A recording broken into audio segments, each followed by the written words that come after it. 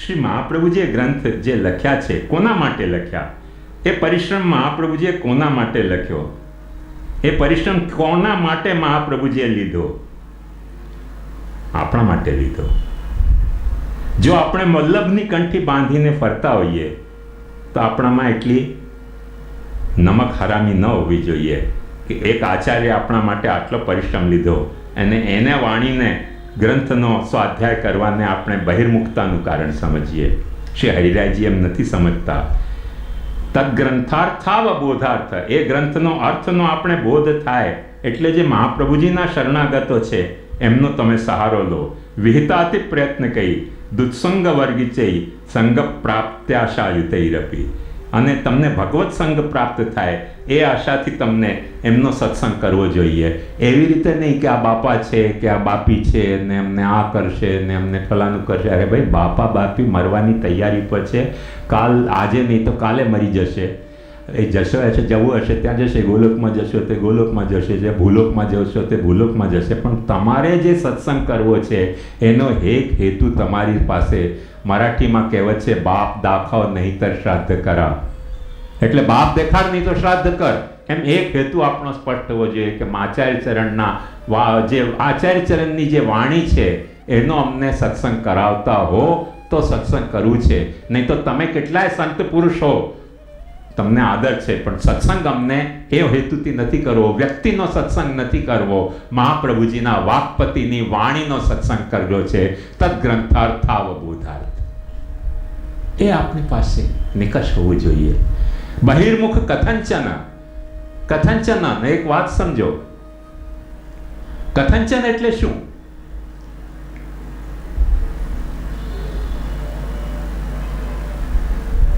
મહાપ્રભુજી નિબંધમાં આજ્ઞા કરે છે, બ્રહ્મેતિ પરમાત્મેતિ ભગવાનિતિ શબ્દતે ત્રિતયે ત્રિતયમ વાચ્યમ ક્રમેણૈવ મયાત્રયી.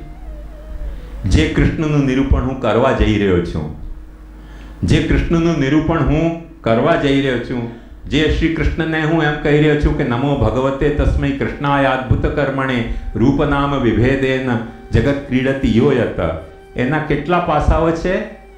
બ્રહ્મેતિ પરમાત્મેતિ ભગવાન ઇતિ શબ્દતે ત્રિતયે ત્રિતયમ વાચ્યમ ક્રમેણૈવ મયાત્રહી. આ બધા કૃષ્ણના પાસા છે. એ કૃષ્ણ પરબ્રહ્મ છે, કૃષ્ણ પરમાત્મા છે, કૃષ્ણ ભગવાન છે, કૃષ્ણ વ્રજમાં અવતીર્ણ થયો છે, અવતારી હરિકૃષ્ણ શ્રી ભાગવતે ઈર્યતે. અને કૃષ્ણ તમારા ઘરમાં પણ પ્રકટ થઈ શકે છે. કયા કારણે? એક વાત ધ્યાનથી સમજો. સાકાર વ્યાપકત્વાચ્ચ મંત્રસ્યાપી વિધાનત. એ બ્રહ્મ છે, એ પરમાત્મા છે, એ ભગવાન છે. તમે જ્યાં સુધી ભગવત સેવા નથી કરતા ત્યાં સુધી તમારા ઘરમાં પ્રકટ નથી. જ્યારથી ભગવત સેવા કરો ફરી પાછો એ તમારા ઘરમાં પ્રકટ થઈ શકે છે. યશોદાજીએ એના ઉપર મોનોપોલી નથી રાખી. એણે તો જાણ્યા હતા તોય મોનોપોલી નથી રાખી. અમે તો જાણ્યા નથી કૃષ્ણને તોય મોનોપોલી રાખે છે કે પુરુષોત્તમ અમારી હવેલીઓમાં હોય, તમારે ઘેરે ન હોય. આવું તે હોય? જો પુરુષોત્તમ કોઈ બાળકની હવેલીમાં જ બિરાજતું હોય ને વૈષ્ણવના ઘરમાં પુરુષોત્તમ ન બિરાજતો હોય, મતલબ એ બ્રહ્મ નથી. બ્રહ્મનો મતલબ શું? જે દેશ કાલ નામ રૂપ કર્મની સીમાડામાં ઘેરાતો ન હોય તેનું નામ બ્રહ્મ. હવે જો હવેલીની સીમામાં જ રહેતો હોય, બહાર રહી ન શકતો હોય, ભૂલી જાઓ 84 વૈષ્ણવને, ભૂલી જાઓ 252 વૈષ્ણવને, પણ ધારો કે એ વાત સાચી હોય, એમના ઘરમાં તો પુરુષોત્તમ જ હતો કે નહીં શૈલ્ય સ્વરૂપ તરીકે, પણ ભૂલી જાઓ 2 મિનિટ માટે. જો તમે એમ આમ સમજતા હો કે તમારા ઘેર કેમ કે તમે અપરસ નથી પાલતા, કેમ કે તમે નેગ ભોગ રાગ વૈભવ વાળી સેવા નથી કરી શકતા, તેથી તમારે ઘેર પુરુષોત્તમ નથી. બહિર્મુખતા તમારા કૃષ્ણના બ્રહ્મના પાસાથી પ્રકટ થઈ કે નહીં? તમે તે કૃષ્ણને બ્રહ્મ તરીકે નથી જોઈ રહ્યા, હવેલીની કોઈ મૂર્તિ તરીકે જોઈ રહ્યા છો. બહુ નાનકડી સીમામાં તમે એને બાંધી દીધું. એ બ્રહ્મ છે, સાકાર છે, વ્યાપક છે, તેથી તમારા ઘરમાં પણ પ્રકટ થઈ શકે છે ભક્તિભાવને કારણે.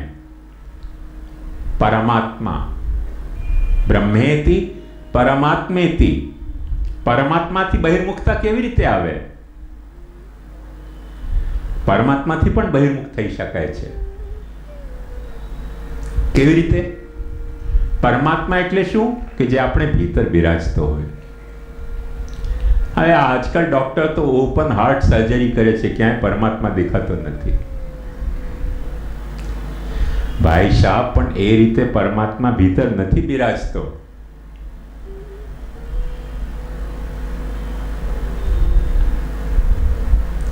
એ કોઈ ટેબલ ઉપર મૂકવાની ઘડિયાળ બંધ થઈ ગઈ. એ ભાઈએ ખૂબ ખપડ કરી, ખણખોદ કરી કે પાછી ચાલુ થાય, ચાલુ ન થાય. પછી ઘડિયાળ રિપેર કરનારાને બોલાવ્યો. એણે બધું ખોલીને જેવું તો એમાં પેલું ટાઈમ સ્લો અને ફાસ્ટ કરવાનું જે હોય ને, એક પેલા એમાંથી એક માખી અંદર ઘૂસીને મરી ગઈ હતી. એણે કહ્યું હવે ખબર પડી કે આ ઘડિયાળને ચલાવનાર પેલી માખી હતી, એ મરી ગઈ એટલે ઘડિયાળ નથી ચાલતી. એમ ઓપન હાર્ટ સર્જરી કરવાથી તમને હૃદયના 4 ચેમ્બર સિવાય પરમાત્મા નહીં દેખાય. પરમાત્મા જોવા માટે ભાગવત એક સ્પષ્ટ વાક્ય છે, અહમ આત્માત્મનામ ધાતઃ પ્રેષ્ઠસન પ્રેયસામપી અતો મયી રતિં કુર્યાદ દેહાદિર્યત કૃતે પ્રિય. તમને તમારા છોકરા છૈયા ઘર વાલું લાગે છે કે નહીં? શા માટે વાલું લાગે છે? કેમ કે તમને તમારું દેહ વાલું લાગે છે.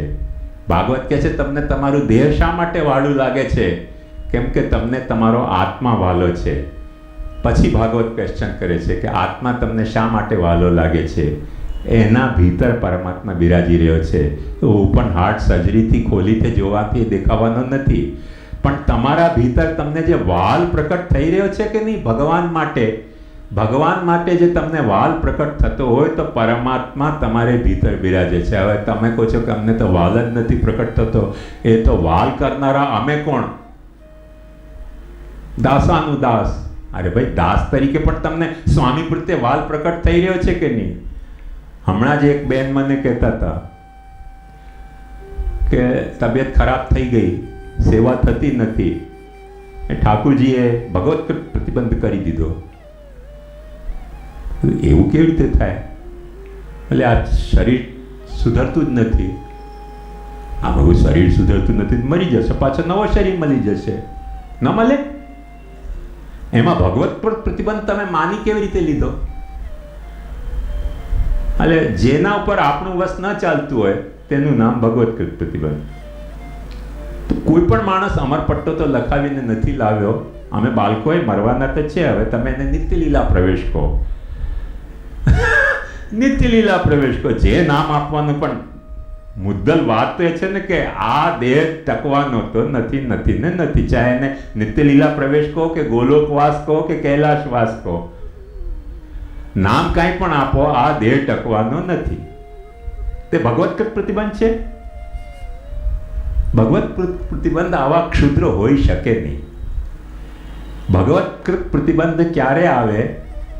કે જ્યારે બધી સેવા કરવા છતાં શ્રવણ હોય કે કીર્તન હોય કે સ્મરણ હોય કે પાદ સેવન હોય, અર્ચન હોય, વંદન હોય, દાસ્ય હોય, સખ્ય હોય કે આત્મનિવેદન હોય, ભગવાન પ્રત્યે તમને વાલ ન આવતો હોય ત્યારે ભગવત પ્રતિબંધ છે.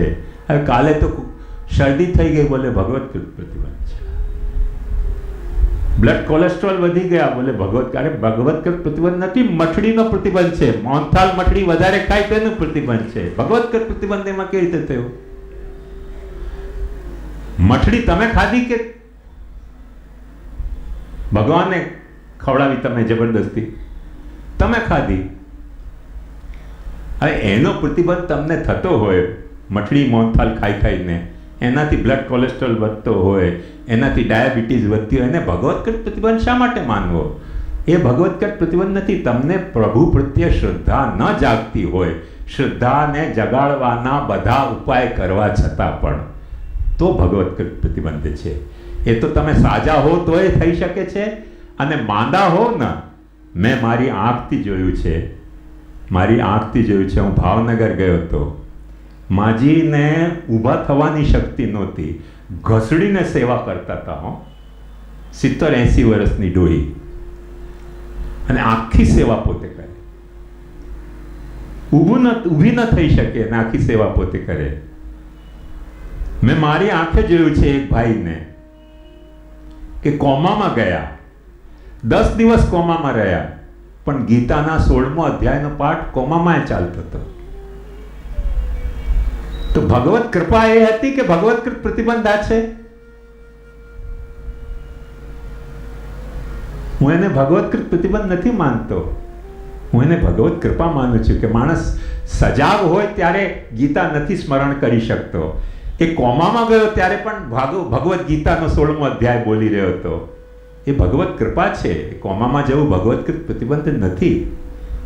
जरा सा दिल है लेकिन कम नहीं है, इसी में कौन सा आलम नहीं है? બધું આલમ છે આમાં. જ્યારે તમને પ્રભુ પ્રત્યે શ્રદ્ધા છે, જ્યારે તમને પ્રભુ પ્રત્યે ભાવ છે, પછી શરીરની અવસ્થા કે પરિવારની અવસ્થા કે સમાજની અવસ્થા કે આર્થિક અવસ્થા જે કંઈ હોય તેને ભગવત પ્રતિબંધનો બહાનું બનાવીને તમે ભગવાનની નિંદા નહીં કરો. જ્યારે હૃદયમાં ભાવ નથી જાગતો તો ઠીક વાત છે, આપણો એના જોડા મેલા નથી મળ્યા, પછી સગાઈ કરવાની જ નહીં. જોડા મેળા મળે તો સગાઈ કરવાની, નહીં તો નહીં કરવાની. પછી મહાપ્રભુજી પણ આજ્ઞા કરે છે કે તદા પલમ ન દાસ્યતિ તદા અન્ય સેવાપી વ્યર્થા. જેમાં તમને મન ચોંટતું હોય તેમાં ચોંટાડો. પછી દારૂ હોય, શરાબ હોય કે છોકરા છૈયા હોય કે ધંધો હોય કે જેમાં ચોંટે હોય, અન્ય સેવા કરતા પી વ્યર્થા. જ્યારે નથી જાગતું પરાણે લગાવવાથી તો કશું થવાનું નથી ને. એક વાત સમજો, પરાણે માથું નમાવી શકાય છે, પરાણે હૃદય નથી નમતું.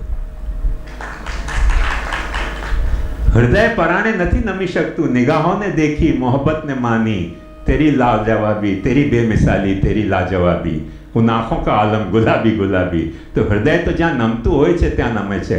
માથું તો કોઈ પણ ડોકા ઉપર દંડો મારે તો નમી જાય. માથું નમાવવું એનું નામ શ્રદ્ધા નથી, હૃદય નમી જાય તેનું નામ શ્રદ્ધા છે. કોઈક હૃદય આપણું નમી ગયું ક્યાંક તરફ તેનું નામ શ્રદ્ધા છે.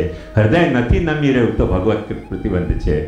આપણે માંદા હોઈએ, સાજા હોઈએ, સેવા કરી શકવાની સગવડ હોય ન સગવડ હોય, મહાપ્રભુજીએ ક્યાં એવું કહ્યું છે કે દરેક પરિસ્થિતિમાં 84 વૈષ્ણવની વાર્તા જુઓ તો અષ્ટછાપમાંના મોટા ભાગના સેવકોને પોતાના ઠાકોરજી નહોતા.